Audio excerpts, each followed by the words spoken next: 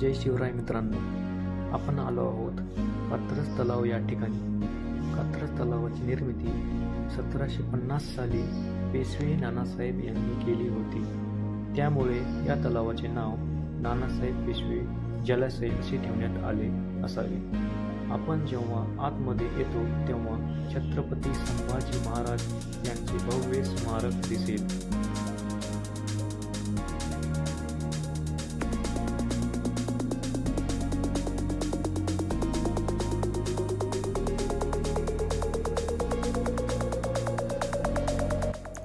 त्या काळात पुणे शहराला पिण्याच्या पाण्याचा पुरवठा करण्यासाठी हा तलाव तयार करण्यात आला होता आणि त्या काळात पाईपलाईनच्या माध्यमातून कात्रज तलावातून पाणी शनिवार वाड्यापर्यंत पोहोचवले जात होते।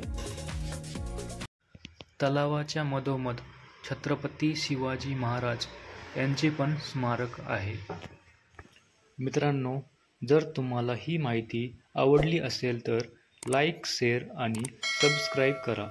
तर भेटूया अशाच नव्या व्हिडिओमध्ये।